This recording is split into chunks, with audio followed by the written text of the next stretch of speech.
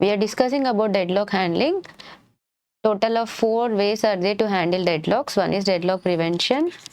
The next one is deadlock avoidance. Next one is deadlock detection and recovery.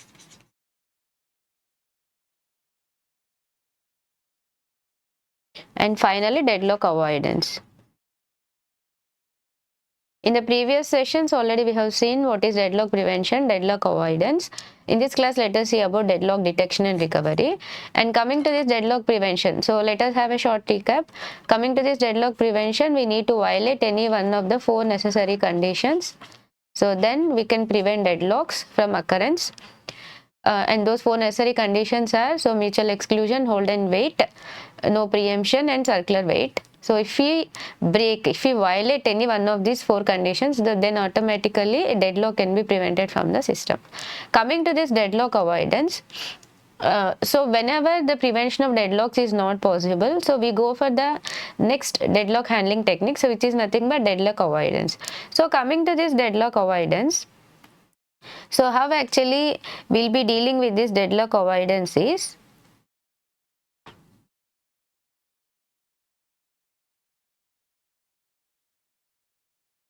so in this deadlock avoidance, we have a graph like resource allocation graph.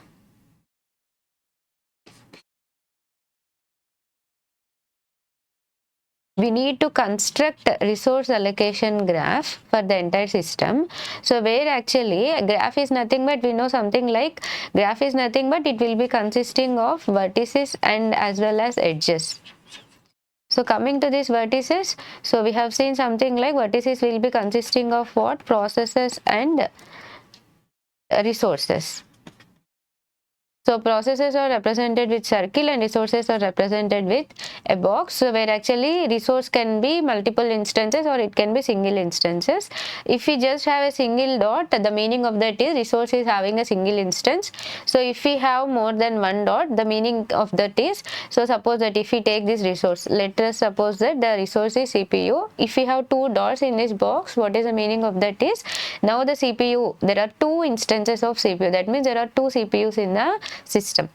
So in this manner vertices can be represented in the graph. So as well as we can have edges also. So we can have request edge as well as we can have assignment edge also. So in this manner, so we'll be constructing the resource allocation graph.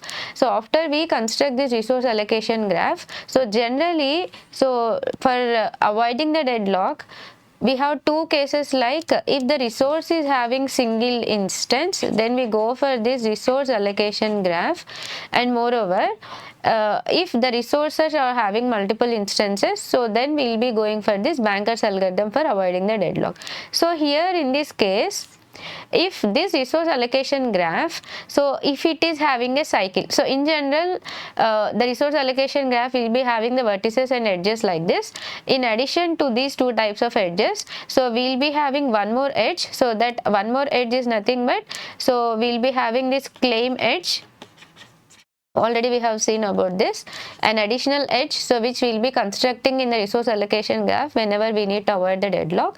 So after we have this claim edge, assignment edge and request edge in a particular graph, so if it is leading to any cycle, so the meaning is that there is a chance of occurrence of deadlock in the system. So therefore this particular request which is raised by a process, so it will be rejected. Now coming to this Banker's algorithm, so we have seen what is Banker's algorithm, and even so we have seen a numerical example. So after we have solved that numerical example, so there we have seen what are the various data structures that are available, so what are the inputs that we need to give for the Banker's algorithm. So the main aim of this Banker's algorithm is we need to check whether safe state sequence is possible or not. If safe state sequence is possible, so what is the meaning of that is, there is no deadlock in the system.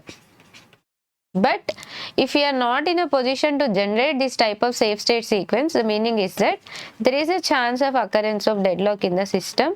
So therefore, the request which has been raised by the process, so it should be rejected from giving.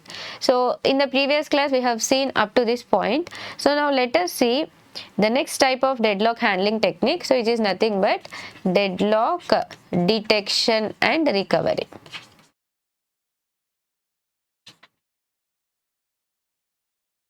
In the previous two techniques, what we are seeing is, so we are trying to avoid the deadlock before it occurs. That means we are taking some preventive measures, and even whenever a process requests for a resource, before itself we are checking whether there is a chance of occurrence of deadlock or not in the future.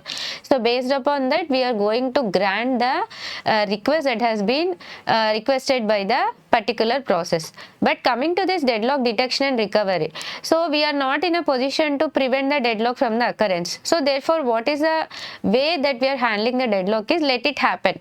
That means we are making the deadlock to occur in the system, as we are not able to prevent it or avoid it. So let it happen, let it occur in the system. So then after it occurs, so we need to detect so whether the deadlock has been occurred or not. If the deadlock has occurred, so then finally we need to recover from that deadlock. So that is what we will be seeing in this deadlock detection and recovery. So here the deadlock occurs, so let it happen.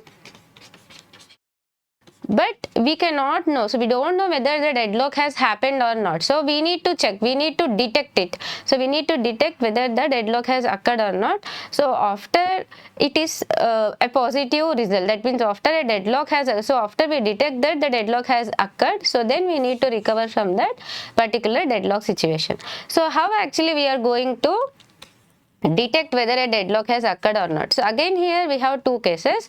We need to check whether the resources are having single instances or whether the resources are having multiple instances. So as we have done in deadlock avoidance, here also we will be checking for the same thing. We need to check whether the resource is having single instance or whether the resource is having multiple instances. So based upon that, so we will be changing our algorithm. So here suppose that if the resource is having single instance, here what we will be doing is, so there we will be checking for resource allocation graph, but here we will be checking for wait for graph. So let us see what is actually this wait for graph.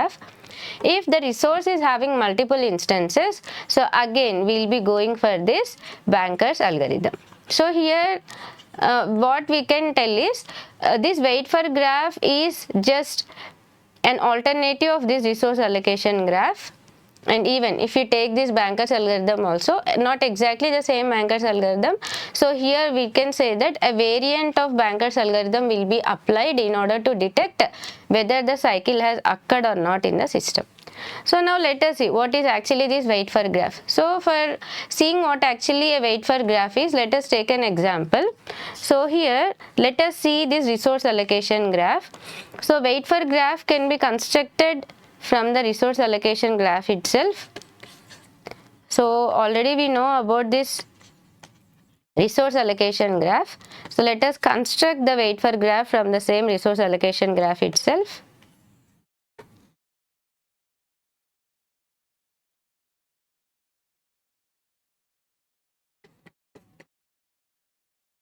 So here we are having 4 processes and we are having 3 resources.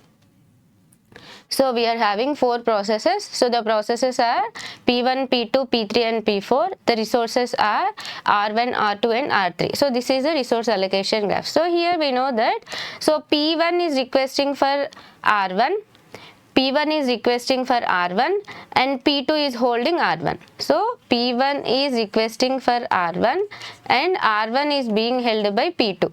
So therefore,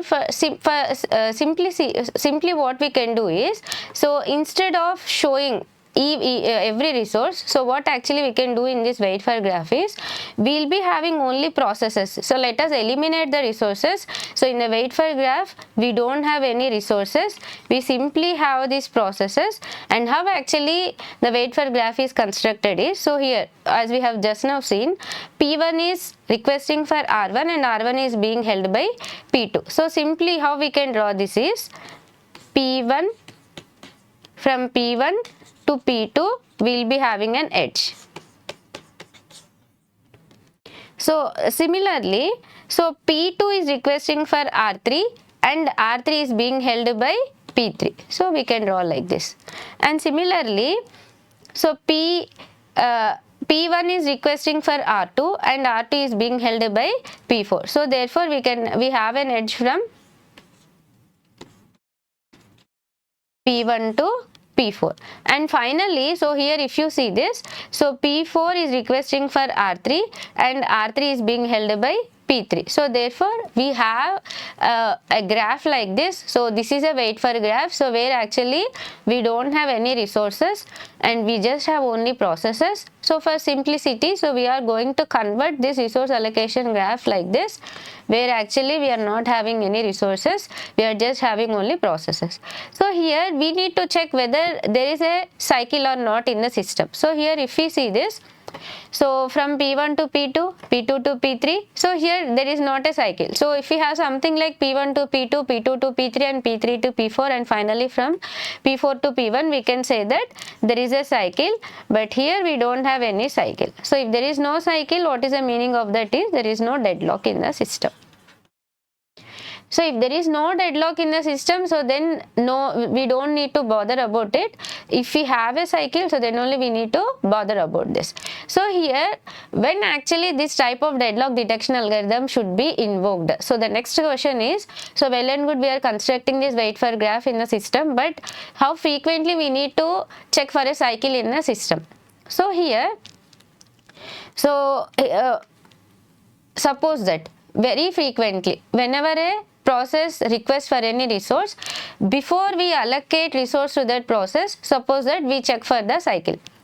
Now for every 5 minutes or for every 2 minutes, each and every process is requesting for a resource. Let us suppose that, so already we have a cycle like this. So as we have seen in the previous case, so we have a graph like this. Now suppose that if any new process, or again suppose that if the existing processes itself, if they request for any resource, so now we need to detect this, we need to invoke this deadlock detection algorithm. If there is a chance of cycle, so then we should avoid from that means if there is a chance of cycle, so what is the meaning of that is, so deadlock has occurred. So now if there is a deadlock in the system, so we need to recover from the deadlock. So suppose that that is not leading to the deadlock, no problem, but if it is leading to the deadlock, so then we need to recover from the deadlock. Here this is one solution, like for every process request we are going to invoke this deadlock detection algorithm. So each and every time, as soon as when a process requests for the resource, so we need to invoke this deadlock detection algorithm. So this happens very frequently, and moreover invoking this deadlock detection algorithm is somewhat costlier process. That is the first solution. That means for every process request, we need to invoke this deadlock detection algorithm. The second one is, let us fix some amount of time. Let us suppose that for half an hour. So let us suppose that for half an hour, for every half an hour, we are going to invoke this, or we are going to call this deadlock detection algorithm. So the first solution is, for each and every process request, we are invoking the algorithm. So as it is costlier, so as it is time wastage, so each and every time for every process request, it may or may not lead to the deadlock every time, but for each and every process request, so we are going to invoke this deadlock detection algorithm. So therefore it is a costlier process. So the second solution is, for every half an hour we are going to invoke this deadlock detection algorithm. So here what actually happens is, suppose that, let us suppose that at 9 o'clock we have invoked this deadlock detection algorithm. So at 9:30 we need to invoke this deadlock detection algorithm for the second time. But suppose that exactly at 9:05 as the process, so some process has requested for a resource and that is leading to the deadlock. That means that is leading to a cycle. So that means there is a deadlock in the system, but we are not invoking the deadlock detection algorithm till 9:30. That means unnecessarily some 25 minutes of time has been wasted in the system, and moreover that 25 minutes, during that 25 minutes of time, so more and more processes may be involved in that particular deadlock situation. So therefore this is the second drawback that we have in this particular second solution. So now let us see what actually we need to do whenever the system has multiple instances of resources. How actually we are going to detect whether there is a deadlock in the system or not. So for that, again, so as we have seen, we need to invoke or we need to call for this variant of Banker's algorithm. Let us see how actually we are going to check by using this Banker's algorithm. So here also, as we have seen previously, we have some data structures here. We are having some 5 processes, P1, P0, P1, P2, P3 and P4. There are 3 types of resources, A, B, C. So currently these many number of resources are allocated for these processes. So that is represented through this allocation data structure. So next comes this request. So we need to show the same thing for all the 3 resources for A, B, C.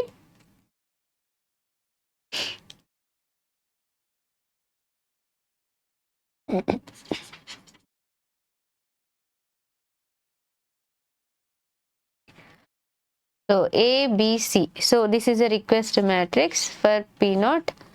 That means it is requesting 0 instances of all the 3 resources. Similarly, P1 is 2, 0, 2. So it wants 2 instances of A, 0 instances of B and 2 instances of C.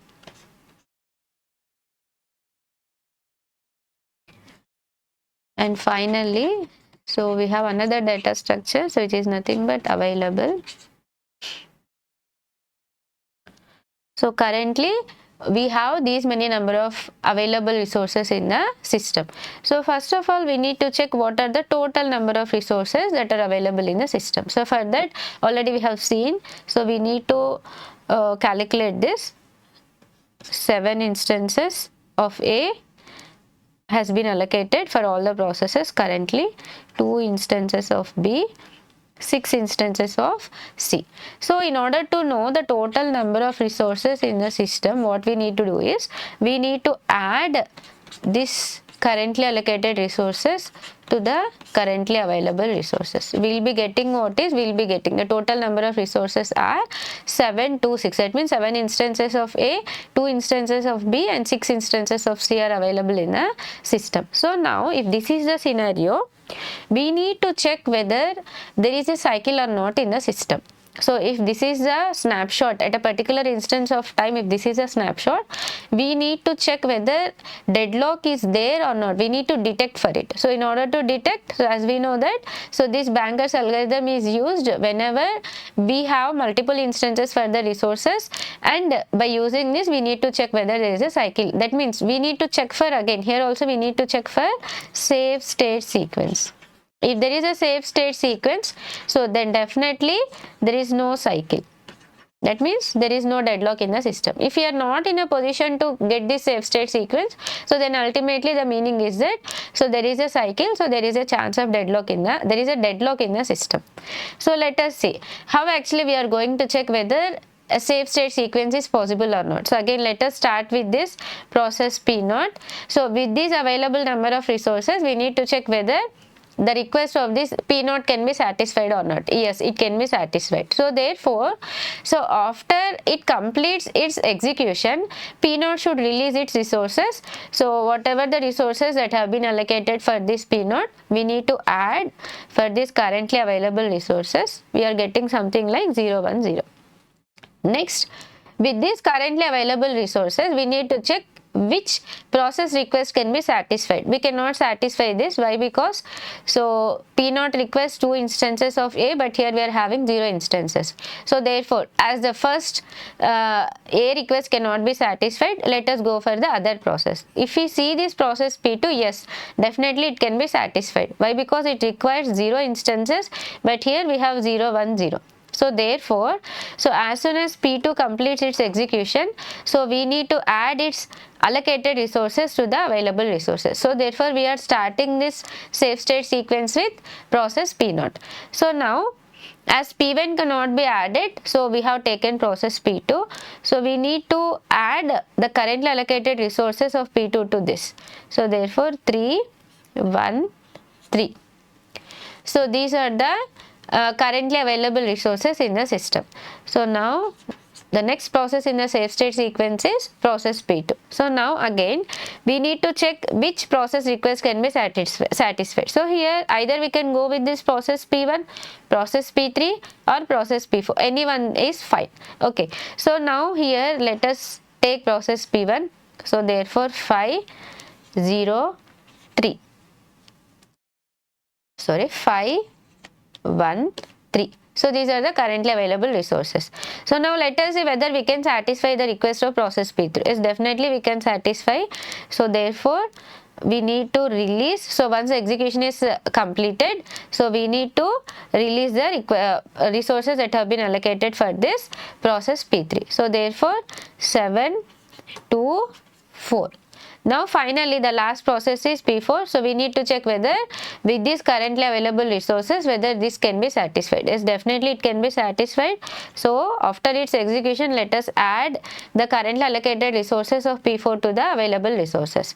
So we are getting something like 7 to 6. So the initial total resources are 7 to 6. So we are going to get the safe state sequence, and at the same time, so whatever the total resources we are having with the available resources, with the available total resources itself, we are going to get a safe state sequence. So what is the meaning of this is, the meaning of this is, yes, definitely there is no deadlock in the system. So why? Because we are able to get a safe state sequence. If there is a safe state sequence, there is no cycle. If there is no cycle, there is no deadlock in the system. Now, so let us alter the same thing. So instead of having process P2 as 000, so let us take the request as 001. Now let us see the same process. So whether we are able to get the safe state sequence or not in the system. So this will not change. The total resources will remain the same. Just the request of process P2 has been changed here. So again, so we shall start with process P0. So therefore, why? Because the request of process P0 is 000 and it is requesting for 000. So with the available resources, we can satisfy this request. So therefore, let us add the currently allocated resources to these available resources. It becomes like 010. So then after that, we need to check what can be the next process in the safe state sequence. So therefore, let us start with process P1. It requires 2 instances of A, but here we have 0 instances. We cannot satisfy. So if you see this process P2, so this can be satisfied, this can be satisfied, but if we see this, it requires 1 instances of C, but here we have 0 instances of C. So therefore this request cannot be satisfied. If we take process P3, this requires 1 instance of A, here we have 0 instance, we cannot satisfy. So if we take process P4, even it cannot be satisfied. So therefore, what is the meaning of this is, we don't get a safe state sequence. So no safe state sequence. So therefore, cycle is there. If there is a cycle, so there is a deadlock in the system. So in this manner, by using this variant of Banker's algorithm, so we are going to finally conclude that if there is a safe state sequence, there is no deadlock. If there is no safe state sequence, there is a deadlock in the system. So in this manner, we are going to detect whether deadlock is there or not in the system. So for single instance, we are going to use wait for graph, so which is a variant of resource allocation graph. For multiple instances, we are going for again Banker's algorithm, again which is a little bit variant of the Banker's algorithm, which we have seen in the deadlock avoidance. So once we find deadlock is there in the system, the next one is we need to recover from that deadlock. That means we need to come out from that particular deadlock situation. So how we are going to recover from that deadlock is, we have 2 solutions for this. The first one is optimistic solution, the other one is pessimistic solution. So what is this optimistic solution and what is this pessimistic is? So first let us see something about this pessimistic. So here what we'll be doing is, so pessimistic, that means we'll be not going in a positive way, so we'll be just going in a negative way and we'll be terminating the processes. That means we'll be killing the processes. So here also we have two techniques for this. The first one is abort all processes. That means we need to kill all the processes. This is the first solution. So what is the main drawback of this aborting all the processes is, so sometimes it may happen that, so suppose that some 5 processes are involved. So currently 5 processes have been involved in the deadlock. So we have invoked either of the algorithms. So either it can be wait for graph or it can be Banger's algorithm. That all depends upon the instances of the resources. Anyhow, we have concluded that there is a deadlock in the system. We need to recover. So suppose that some 5 processes are involved in the deadlock situation. So here it may happen that it will be better. So instead of killing all the processes, instead of aborting all these processes, if we just kill these 2 processes like P2 and P4, we can come back from that. We can get rid of that particular deadlock situation. But what we are doing is, so instead of killing just P2 and P4, we are killing all the 5 processes. So therefore what it happens is, this is costlier process. So why? Because once we kill all the processes, once again we need to start the execution. Each and every process they have to start their execution right from the starting. So they have to acquire all the resources whatever they require, and finally they have to finish the execution. So it may take lot of amount of time, and moreover this is a costlier process. The next solution is, so no need of aborting all the processes. So just abort one process. So start with the killing of the first process. Let it be process P0. So first kill process P0, then again check whether there is a cycle in the system or not. That means once we kill process P0, the cycle can be broken or it cannot be broken. So therefore again we need to check for the deadlock. So if the cycle is broken, well and good. Suppose that if the cycle is not broken, we need to kill another process. Let it be process P1. Now again detect the invoke the deadlock detection algorithm. So if the cycle is broken, so then well and good. So otherwise again we need to kill another process. That means one by one we are killing the process and we are checking whether we are coming out of the deadlock situation or not. So this is the second solution. So even this is also a time taking process. And here which process we need to select. So we are saying we are not just killing all the processes, we are selecting one process after the other process. So how actually we are selecting the process? So here there are we need to follow some criteria in order to select a process. The first one is, whichever process is having the highest priority, we should not select that process. That means that process is having highest priority. So if we kill that process, so that incurs a lot of loss to the system. So therefore we need to select that process. We should not select that process. We should always select a process which is having least priority. Second one is, so we need to check how long that process has executed. How long the process has executed. So suppose that if we take the same example, we have 5 processes. So let us suppose that P0 has executed 90%. That means if it executes 10% of the time, so then its execution will be completed. P2 has executed 90%, 80%, 10%, so 5%. So here which process we need to select first is, it is better if we select process P4. Then if cycle is broken, well and good. Again we need to select this process P3. So in this manner we need to check, so how long the process has been executed. That is a second criteria we need to check. Next, the third one is, still how much time does it require? How much time does it require? So indirectly the two criteria, they mean the same.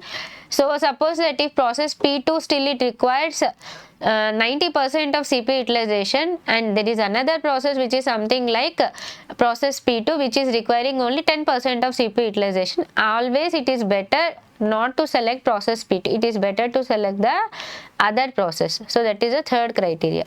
What is the fourth criteria is how many and what type of resources the processes have utilized. This is also very important that we need to check. So sometimes it may happen that the process there are various resources in the system. Some of the resources are having very less number of instances, and moreover they are very much costlier to acquire. So therefore a process, it has acquired such type of costlier resources and it has started the execution, but suddenly if there is a deadlock in the system, we should never select such type of process. Why? Because so it has acquired all the costlier resources, so it is in the middle of the execution. So therefore we need to check whether there is any other process so which is not using such type of costlier resources. Always we need to check such type of process. Next, fifth criteria is how many resources still the process needs.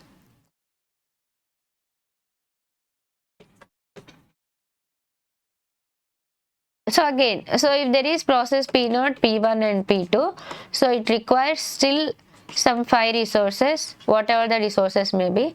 It requires only 2, it requires only 1 resource. And moreover, so this resource can be acquired very much easily. So there are lots of instances of that particular resource, and this process P2 requires only 1 resource, one such type of resource.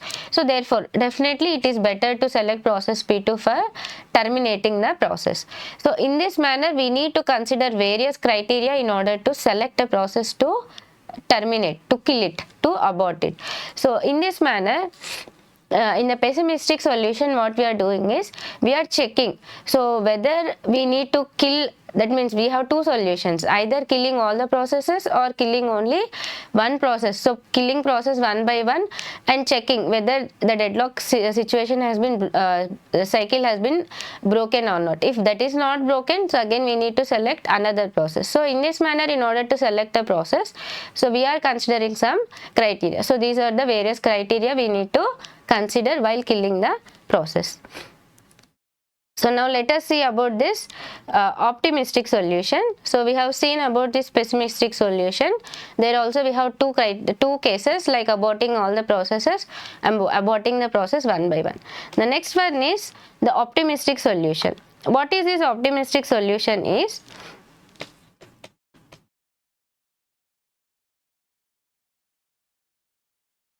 The optimistic solution says what is, we need to preempt the resources and processes.